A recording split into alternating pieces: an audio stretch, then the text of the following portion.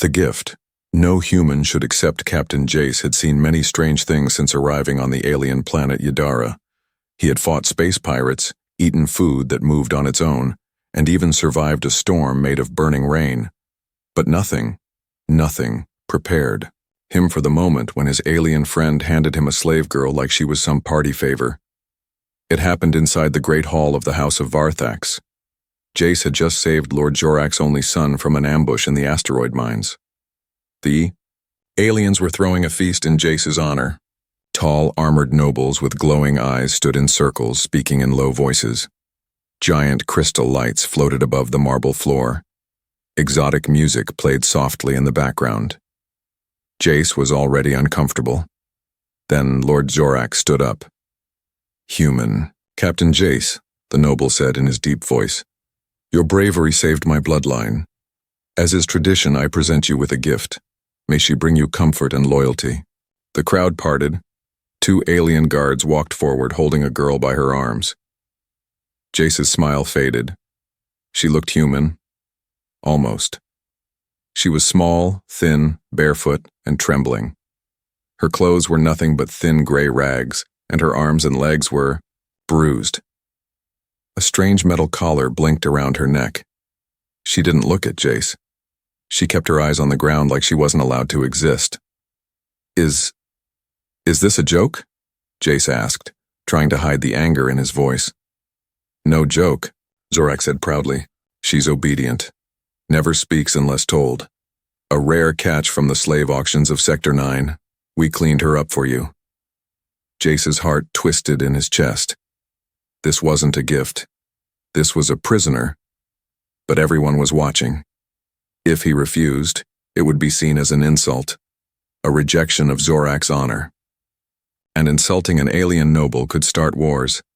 So Jace nodded stiffly. "Thank you, Lord Zorak. I accept the responsibility." The girl flinched when he reached out to gently touch her arm. She didn't say a word. Her skin was cold. He led her out of the hall through long glowing corridors and into the guest quarters Zorak had given him. The door hissed shut behind them. Now they were alone. The girl stood in the corner like a statue, head down, silent. Her body trembled slightly, but she didn't speak or move. Jace took off his coat and slowly placed it around her shoulders. She jumped. "It's okay," he said gently. "I'm not going to hurt you." Still no response. He walked to the other side of the room, opened a drawer, and took out a spare blanket and clean clothes. Standard human issue. A simple shirt, pants, socks.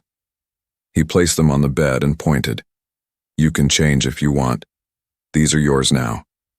The girl blinked. Slowly she looked up at him. Her eyes were wide with disbelief. "No. Punishment?" she whispered, voice dry like wind through sand. Jace froze. That was the first word she had spoken. "No punishment," he said. "Why would I punish you?" She looked at the clothes again, then at the floor, unsure what to do. "I'm not your master," Jace said.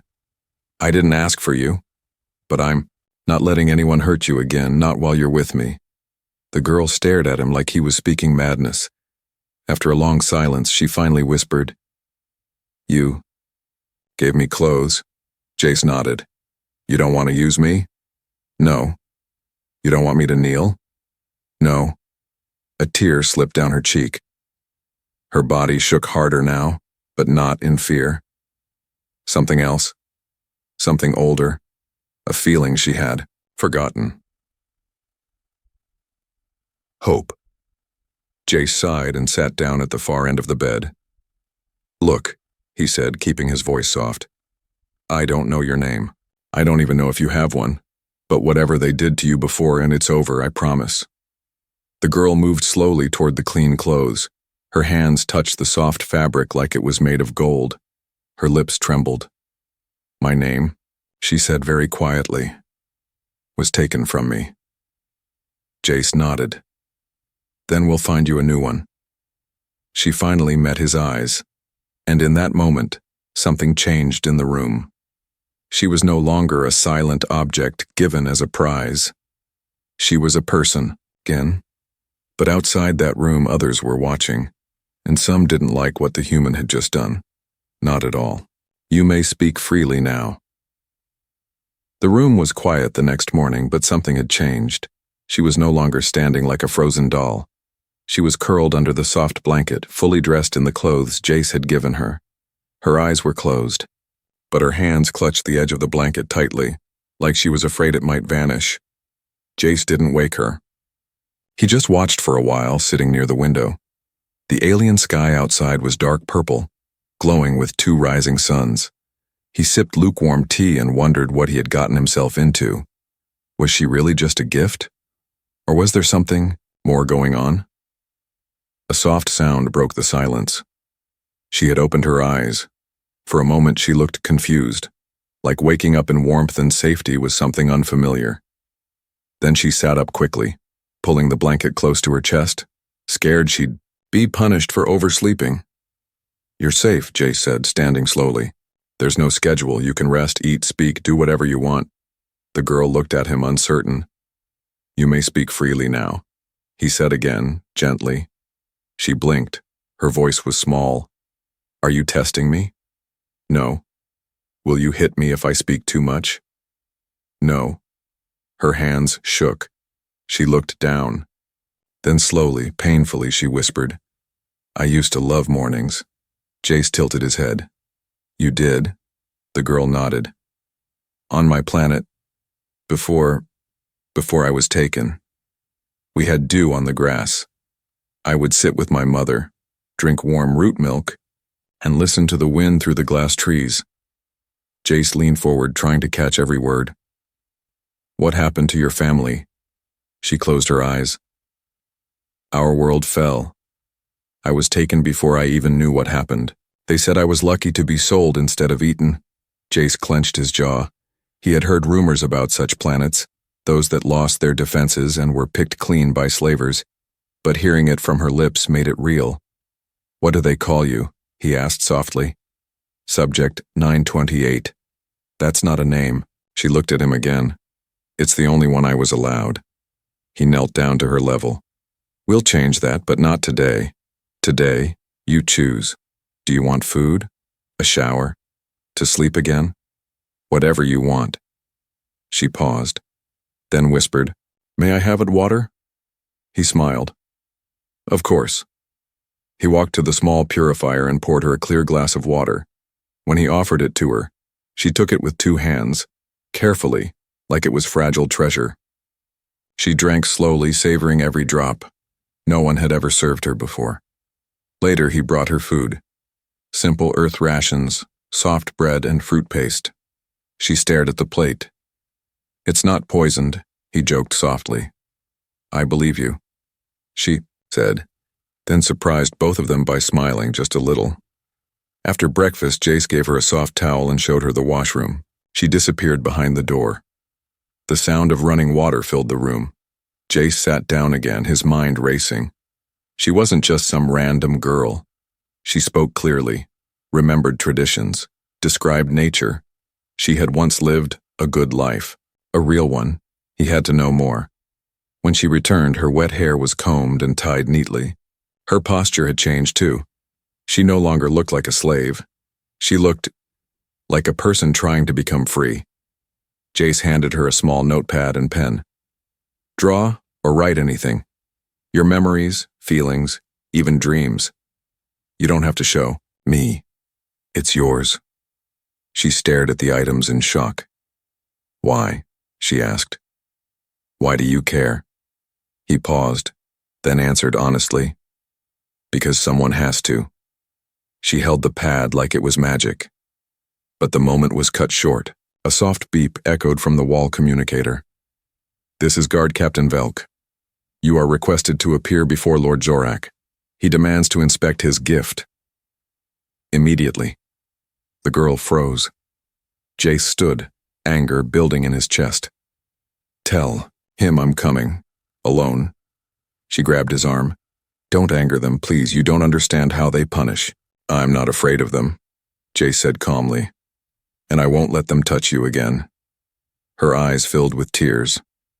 "No one has ever said that to me before." He reached out and gently squeezed her hand. "Get some rest. Lock the door. Don't open it unless it's me." As Jay stepped out into the hallway, something had awakened inside him. This wasn't just about one girl anymore. It was about justice, about dignity, about standing against the quiet evil hidden behind alien smiles, and it had just begun. The strange laws of the Empire. Jace had faced enemy fire, starship breakdowns, and political traps. But nothing felt as frustrating as sitting inside Lord Zorak's private chamber, trying not to shout. Across the table sat two alien nobles.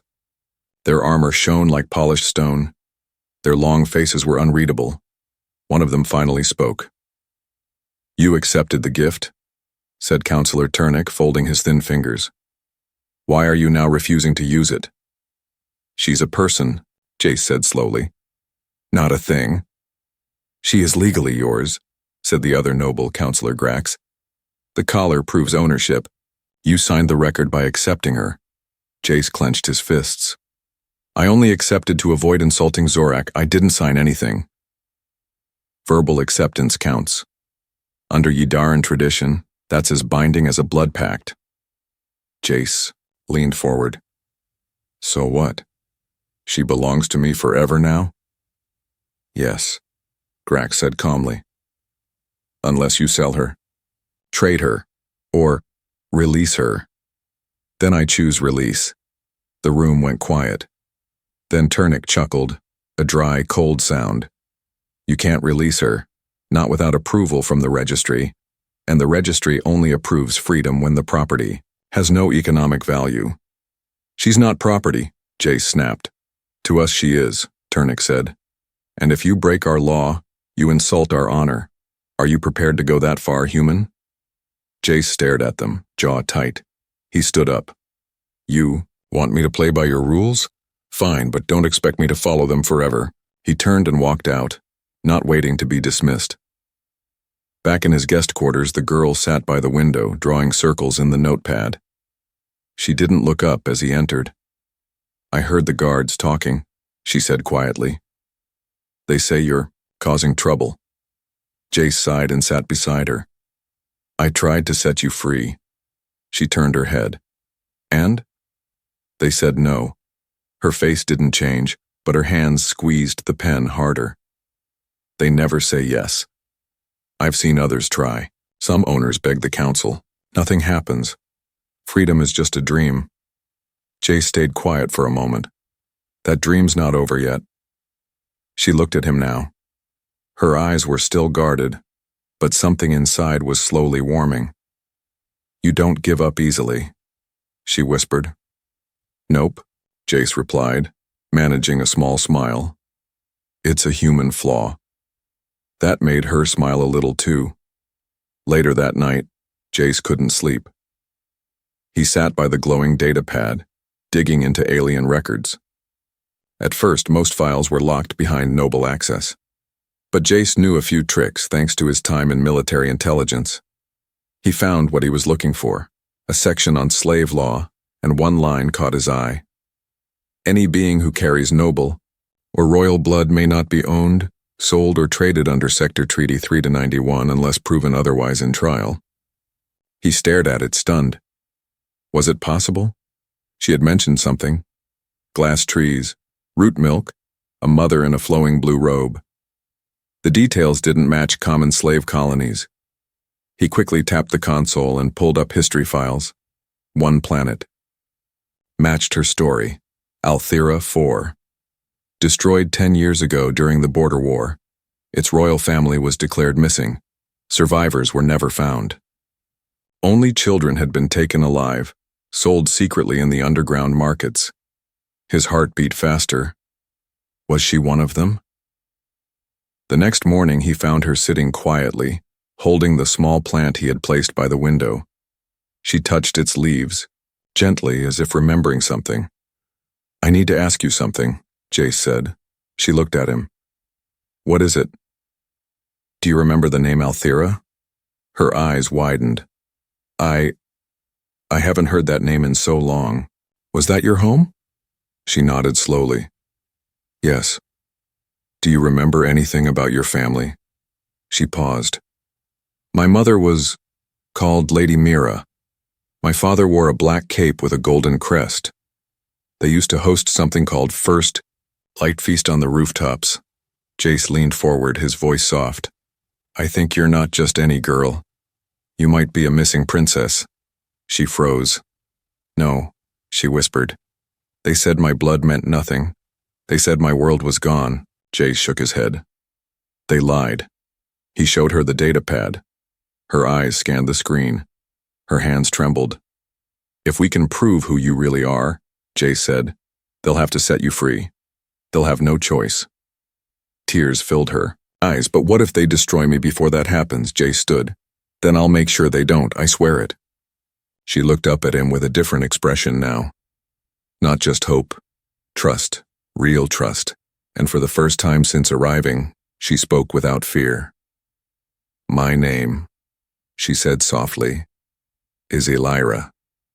Jace smiled. Nice to meet you, Elira. Now let's go break the law. The night she stood between him and death. The room was silent as the sun disappeared behind the alien city towers. Twin moons lit the sky with a silver glow.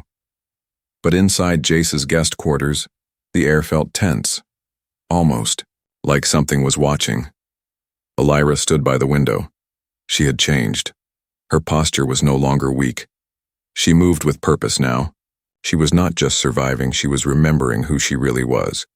Jace placed a small tray of food between them and sat down. I sent the evidence, he said, rubbing his tired eyes. Royal crests, birth symbols, history records. If the Human Diplomatic Office agrees with me, they'll push a case to the Empire. Elira nodded slowly. Do you think they'll listen? Maybe, Jace replied. Or maybe they'll just try to shut me up. Elira tilted her head. You're risking your position for me. I'm not doing this for you, Elira, Jace said with a small smile. I'm doing this because it's right. She looked down at the tray, slowly picking up a spoon. Then I'll protect you too. Jace raised an eyebrow. Protect? Me? From what? She didn't answer. That night, Jace stayed up reviewing files. Elira quietly cleaned the space around her, folding the blanket, fixing the bed, even cleaning his boots without asking. But this time, it wasn't out of fear. It was gratitude. At midnight, Jace finally stood up, stretching. I'll take a walk, he said, need to clear my head. Elira looked up sharply. No, not tonight. Jace laughed gently. You sound like you've seen something.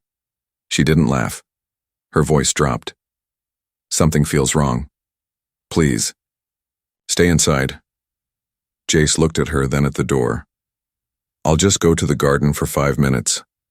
But he didn't even make it past the hallway. The moment the door closed behind him, a sharp sound rang through the air. Thwip! A blade flew, past his face, slicing the air where his neck had been a second ago.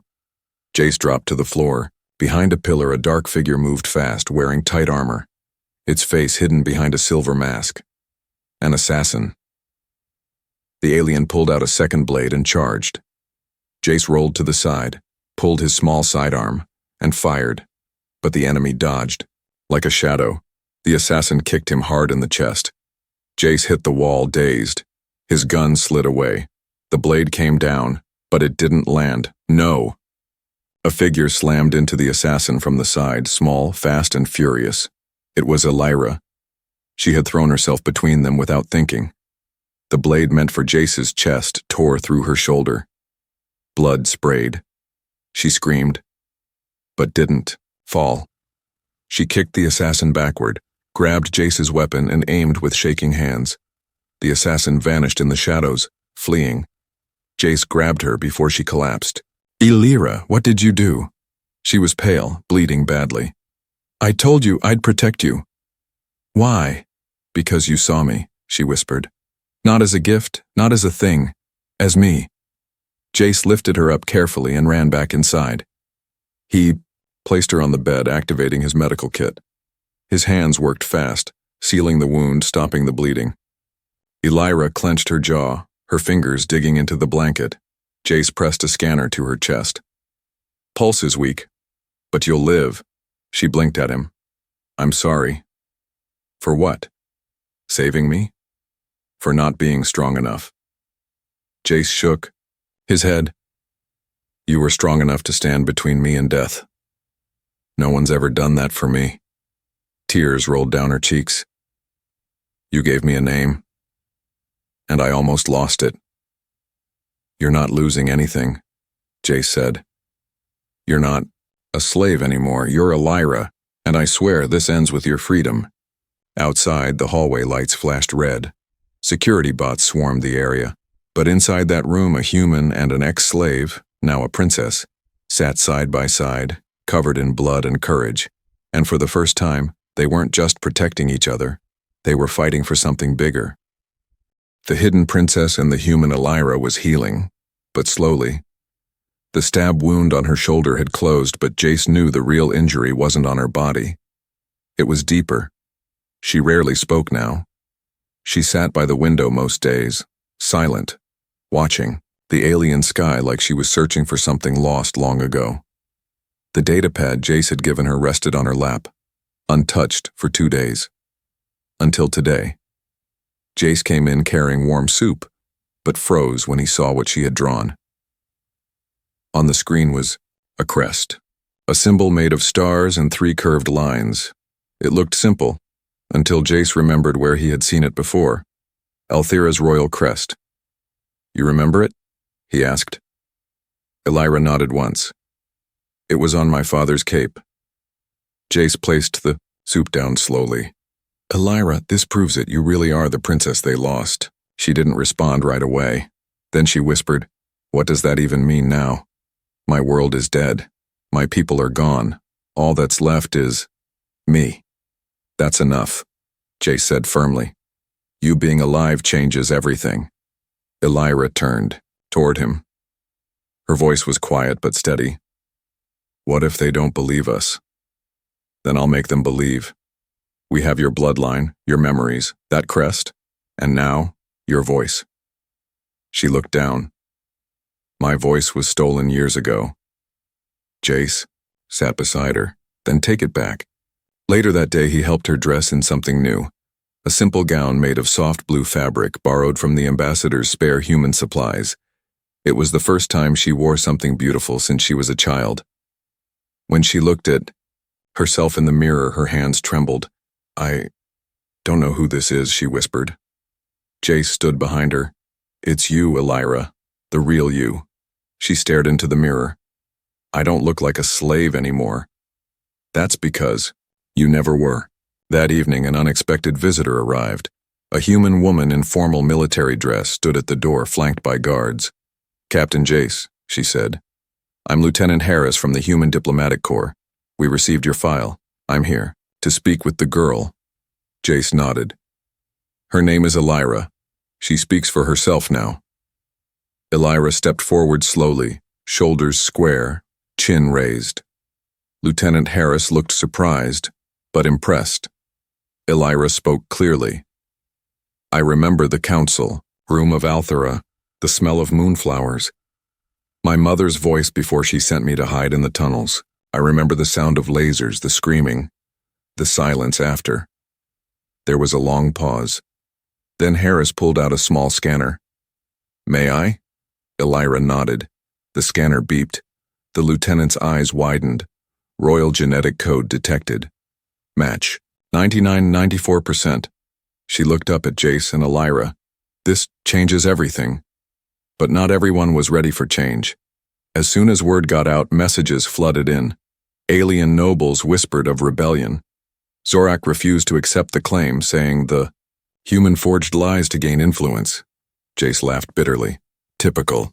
They were invited, no ordered, to appear before the local Empire Council.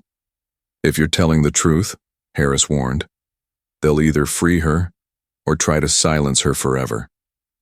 The night before the hearing, Jace found Elira standing on the rooftop under the twin moons. He placed a jacket on her shoulders. Cold? She shook her head. Just thinking. About tomorrow? No. About you. Jace looked at her, surprised. You didn't have to care, she said. But you did. You gave me a blanket, then a name, and now a future. He smiled softly. You gave me something too. What? A reason to fight for more than duty. She turned toward him, her voice softer now. Jace, do you think there's a world where I could be just a girl, and you could be just a man? I think that world is worth fighting for. Elira stepped closer. She wasn't trembling anymore, and when she took his hand there was no fear, only strength. Tomorrow they would face the Empire. But tonight, a girl once enslaved stood proudly beside the man who believed in her. And for the first time since, Althea fell. The hidden princess wasn't hiding anymore. The trial before the council. The doors of the Imperial Council Hall opened with a loud hiss. Dozens of alien nobles sat inside the high chamber, their strange robes glowing under soft blue light. Their faces were cold, silent, judging. In the center of the room stood two empty platforms, one for Captain Jace, one for Elira. The trial was about to begin. Jace held her hand tightly before they stepped forward. We stay calm. We speak truth.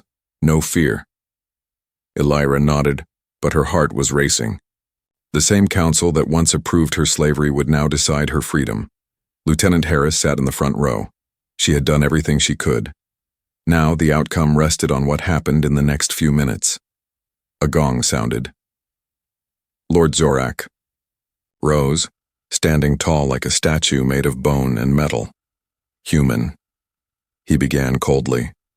You have brought a claim before this council. You say this gift is royalty, that she should not belong to you, that she is not property. Jace nodded. Yes, she's Elira of Althea, princess of a fallen world, and she's not a gift, she's a survivor. Zorak raised an eyebrow. Do you have proof? Lieutenant Harris stood and activated a small, hollow projector. A glowing image appeared in the air. Elira's blood scan, the crest she drew, footage from the destroyed planet's history records, and genetic data from missing royal family members. Whispers filled the room. Still, Zorak sneered, science can be faked. Memories can be planted. Now the room turned to Elira. Zorak's voice was sharp. Speak, girl. Who are you truly? Elira stepped forward. Her legs shook, but her voice did not. I am Elira, daughter of Mira and Corvan. I was born under the third light of Althea. I wore the blue sash during my naming ritual. I remember my mother's lullabies. I remember the smell of our temple candles. She looked directly at Zorak now. I remember the soldiers that stormed our palace. And I remember the one who tore my name from my mouth. The entire hall went silent. She was no longer the scared girl in chains. She was a daughter of royalty, facing her former masters without blinking. Zorak looked uneasy. Even if your story is true, she was gifted legally under our law. That law is broken, Jace replied. She wasn't yours to give. She was stolen. Another noble stood. So, what do you ask of us, human? I ask for her full release under Treaty 3-91. I ask you to remove the collar and recognize her as what she truly is. A free citizen, the council whispered again. Some faces showed doubt. Others, fear. One councilwoman stood slowly. Her voice was calm, but sharp. If we agree to this, we admit we were wrong, Jace nodded. Then it's time to do the right thing. Zorak slammed his hand on the table. If you let her go, every slave on every world will start asking questions. Order will fall. Trade will be ruined. Elira raised her voice, clear and strong, then let it fall. Everyone stared. She continued.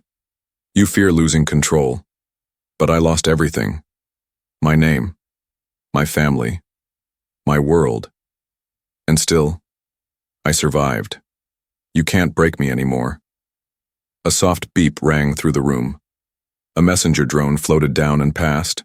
A sealed message to the councilwoman. She read it, then looked up with wide eyes. "This message is from Earth's central government," she said aloud. "They confirm Elira's identity, and they demand her release or all human trade will be suspended."